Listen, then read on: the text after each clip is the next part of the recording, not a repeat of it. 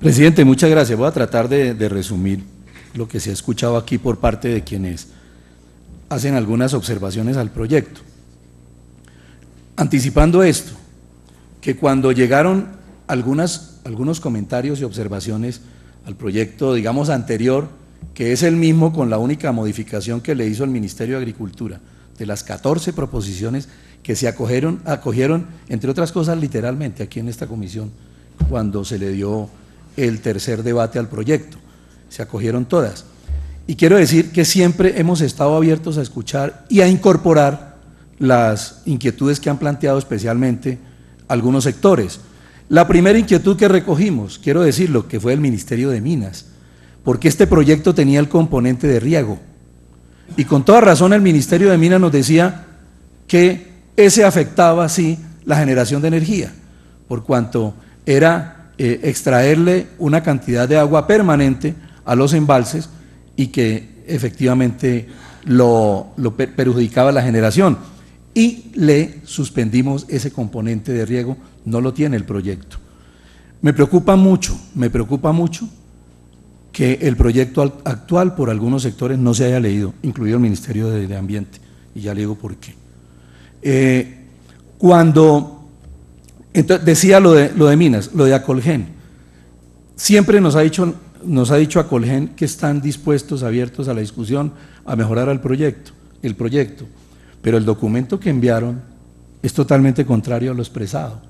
Es sencillamente que hay que enterrar el proyecto, porque diría yo, y me excusan que traído de los cabellos unos argumentos, de que la piscicultura en los embalses afecta la generación y peor, la disminución de energía constante. Los peces no toman agua, qué pena, es decir, para extraerle agua a un embalse. Entonces, cuando se dice que la actividad piscícola trae una disminución de energía, copié la frase exacta, una disminución de energía constante, no veo de dónde sale esa afirmación, no puede ser. Entonces, nos remiten al fenómeno del Niño, que los embalses en el fenómeno del Niño bajaron a un 4%, según los comunicados que tenemos del Ministerio de Minas y además del Presidente de la República, que hablaba casi todas las noches, recuerden, pidiendo el ahorro. Nunca se habló de esos niveles de los embalses. El embalse de Betania, que es el ejemplo que aquí se ha planteado y que yo lo planteé inicialmente, se bajó al 50%, pero aún más, que si hubiese bajado más, no había causado ese problema de mortandad en los peces. La única mortandad que tiene tal vez en las estadísticas la niña del Ministerio de Ambiente, cuando hubo una avalancha, 2 avalanchas del río Páez, que caen sobre el Magdalena, sobre el Magdalena y aguas arriba de Betania, una mortandad, pero era una avalancha producida por el deshielo del volcán Nevado del Huila. Ocurrió en 2 ocasiones, de resto no ha habido mortandad. Tiene que haber de un mínimo por ciento en cualquier actividad donde haya cultivo de animales. Entonces, pretender atribuirle a este proyecto un posible apagón por culpa de que los embalses no se pueden bajar, eso no es cierto. Por eso digo yo, no se ha leído el proyecto bien.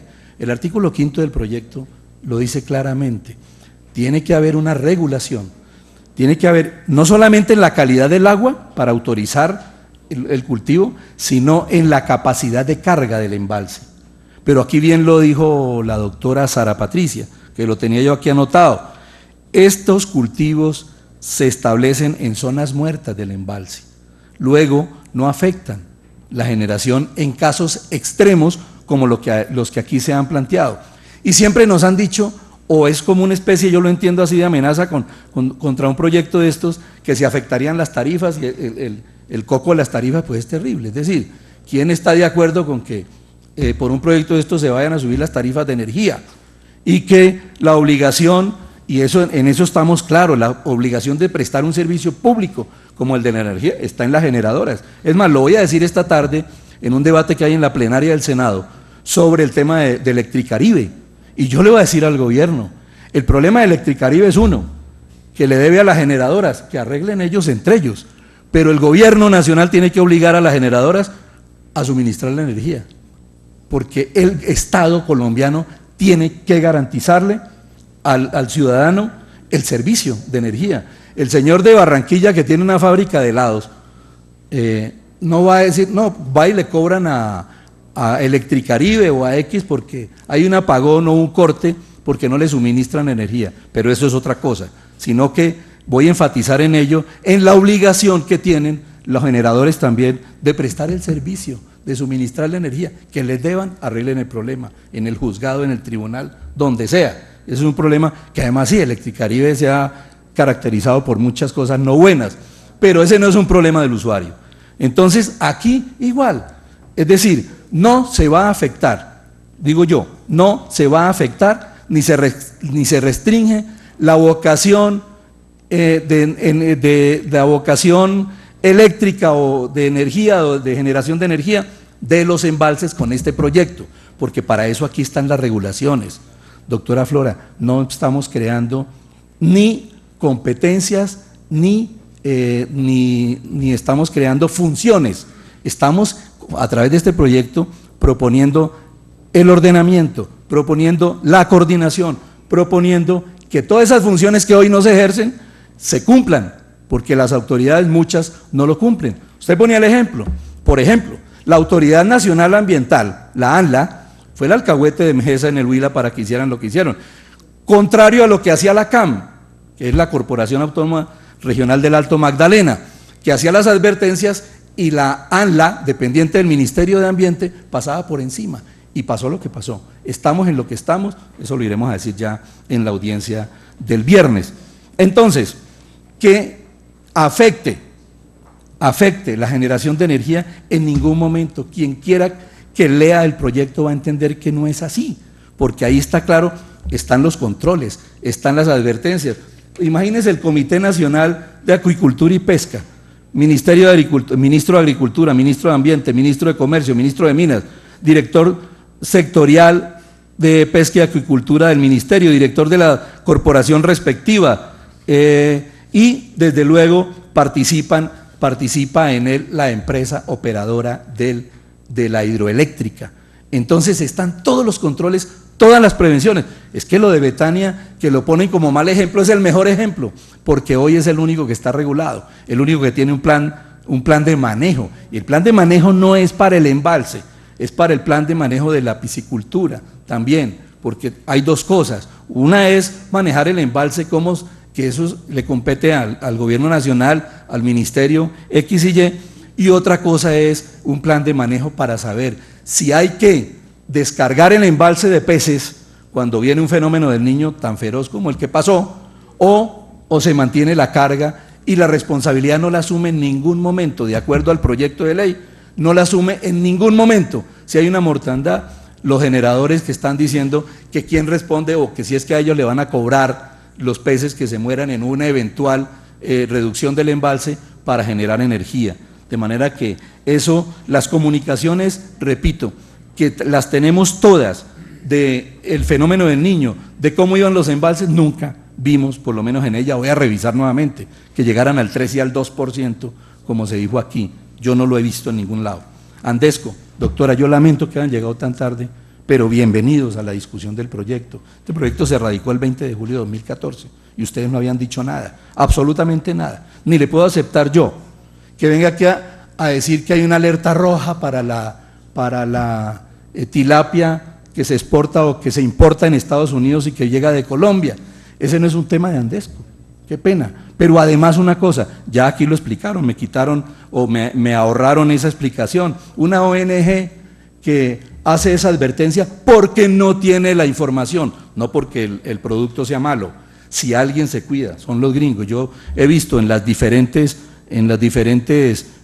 plantas de procesamiento de pescado en el Huila cómo llegan cada rato a certificar y a verificar, como llega el INVIMA, a verificar la calidad del producto que se está exportando. Entonces, yo esperaba otra cosa de Andesco que dijeran aquí del proyecto, pero pues el hecho que haya una alerta roja de la tilapia y que no es, porque es por falta de información. Muchas veces aquí lo vivimos permanentemente en el Congreso, cuando decimos que hay unas objeciones de la Contraloría, ¿cómo se llaman? Glosas, y encontramos que las glosas al Ministerio X o a la entidad X, y vemos que es que la glosa es porque no tiene la información.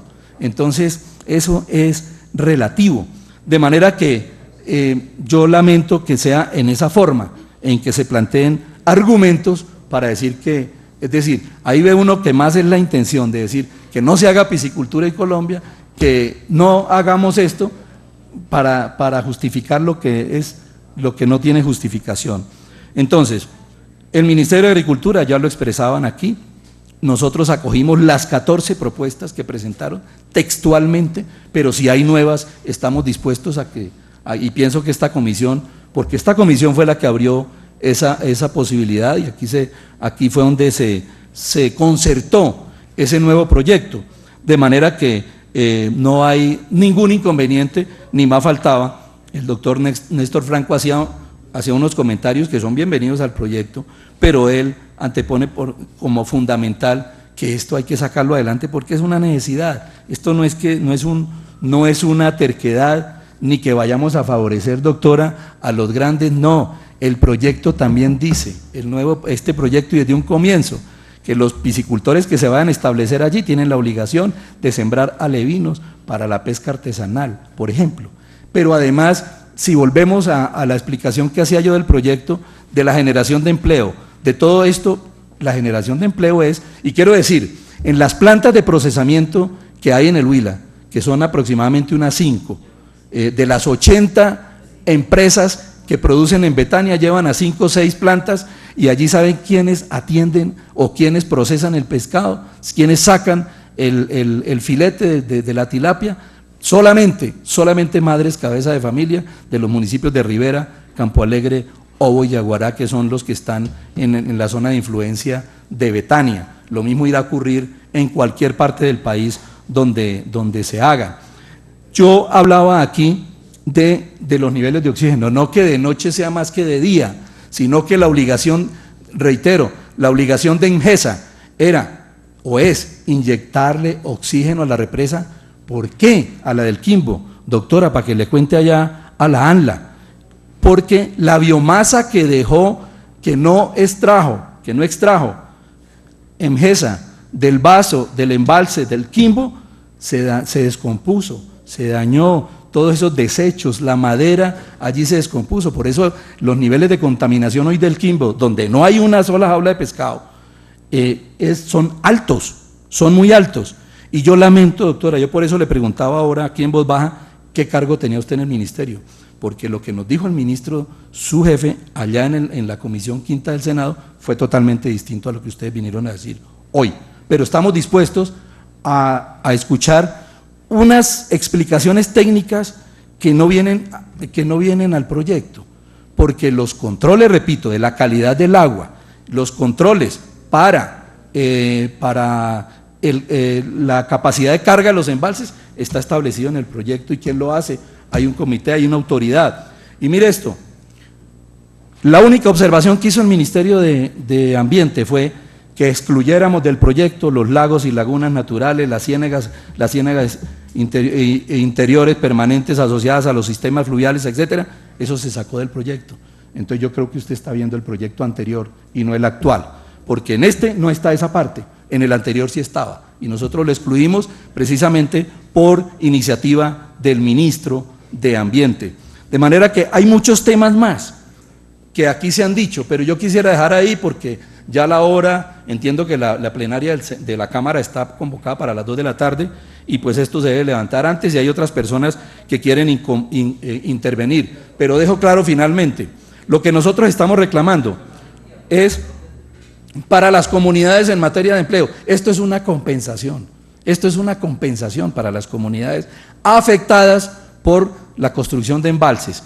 Y se me quedaba, doctora Ángela, ustedes hicieron una propuesta, la única que han hecho es que esto sea a partir de las próximas licencias, de los próximos embalses. Nosotros hemos dado razones para decir que no, que si tenemos la posibilidad de 10 u 11 embalses nuevos que le puedan aportar a la economía del país, que le puedan aportar a las comunidades menos favorecidas, que le puedan aportar como compensación a esas comunidades afectadas en muchos municipios de Colombia, debemos aprovechar y hacerlo de una vez. Bienvenidas otras propuestas, porque es la única que hicieron ustedes. Las demás son críticas, las demás, es más, proponen que el proyecto pues es lo peor que se ha podido inventar este Congreso de la República, y resulta que el Congreso tiene el proyecto tiene muchas bondades que ameritan sacarlo adelante. De manera que, señor presidente, le agradezco mucho, y al presidente de la comisión, al presidente de la audiencia, al ponente, muchas gracias, a los funcionarios que intervinieron. Y me excusan a los que les dije cosas, pero yo soy así. Y si tengo que decir más, las digo posteriormente, las diré en los debates que vengan en el Senado. A los ministros, con ellos hemos hablado claramente del tema. Dicen, hay observaciones, se han acogido. Y si hay más, las acogeremos, pero pensamos que este proyecto beneficia a las comunidades menos favorecidas. Muchas gracias, presidente. Gracias, senador.